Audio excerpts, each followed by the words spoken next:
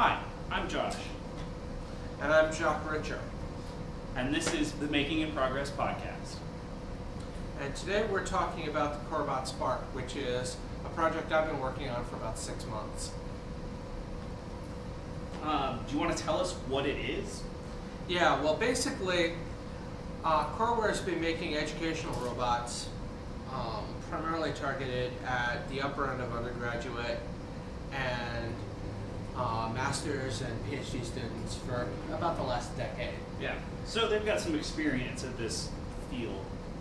But what we wanted to do with Summer of Code and a lot of the other places where we're trying to get middle schoolers and some of the younger kids involved in coding, in robotics, in physical computing and that stuff, is to build a robot that's inexpensive enough and easy enough to repair that it can feasibly be used in the, like a middle school or high school classroom without being so expensive that the students couldn't put their hands on it. Yeah.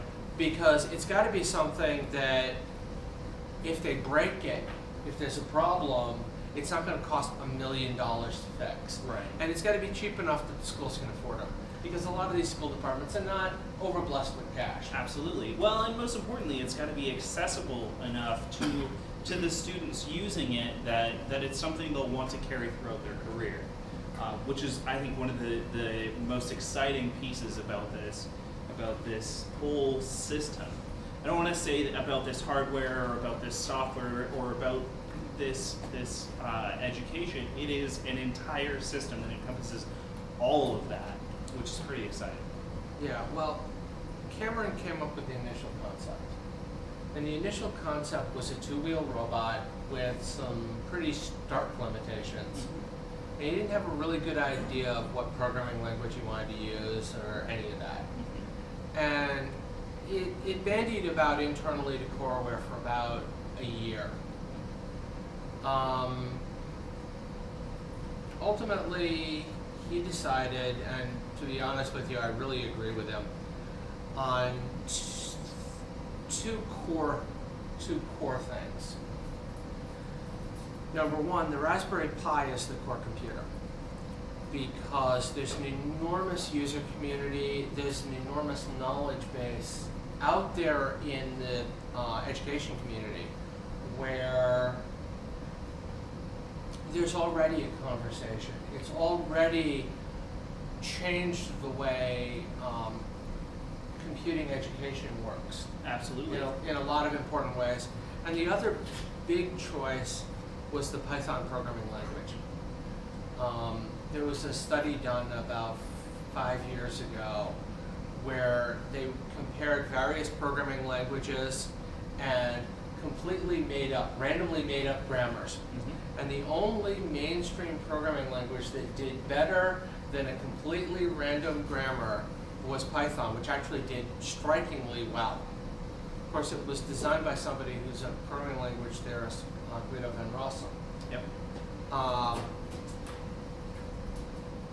Which also has a tremendous inroads into the education community, an incredible ecosystem of libraries and tools and things that a student can go forward with. Absolutely. And it's something where students can grab this system, start coding in Python in elementary school, and then use that all the way through their graduate level research projects and have it be the same platform but be so attainable at such a low level yet versatile at such a high level.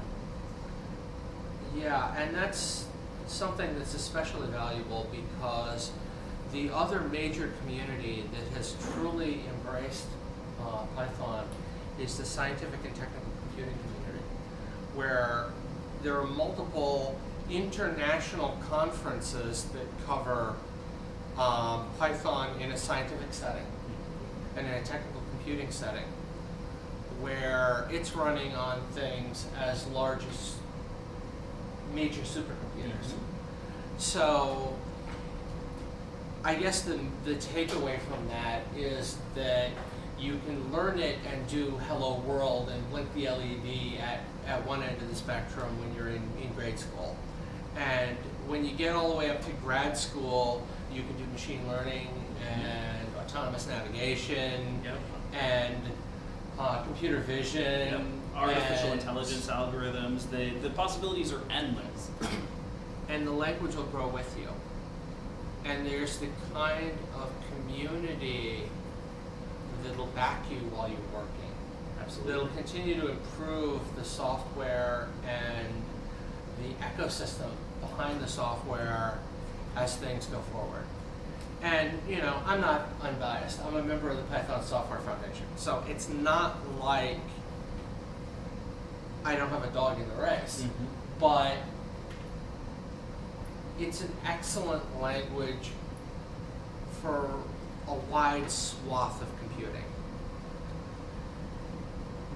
Once we made the decision on programming language and platform, what we wanted was some custom hardware that interfaced well with that software ecosystem. Absolutely. So, do you want to get into kind of what that hardware is here? Yeah. So we're based off the Raspberry Pi.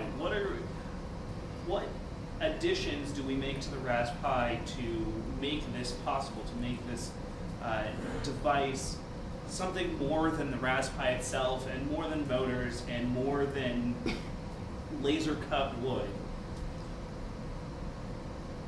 Although it was an odd choice, the laser cut wood gives us a chassis that's both very light and very stiff. And because of its organic nature, it's got some flexibility, it's got some give to it. So it's less likely to break if a student whacks it into a wall. Absolutely. On top of that, the other really cool aspect of this is that the laser cut body itself is open source. You can grab those files in the download link below. And you can take those and run them on any production laser cutter by a number of manufacturers, and you can make your own chassis. And it's going to end up looking pretty much exactly like this. There's no magic to it at all. As a matter of fact, within the next week or so, I'm expecting them to release the assembly instructions, which will make it a lot easier to go from the cut files to a completed assembled chassis.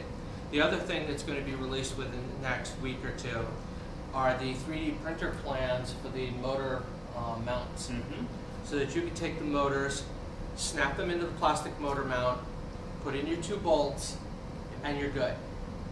And you know, it's going to require some wiring, but what doesn't?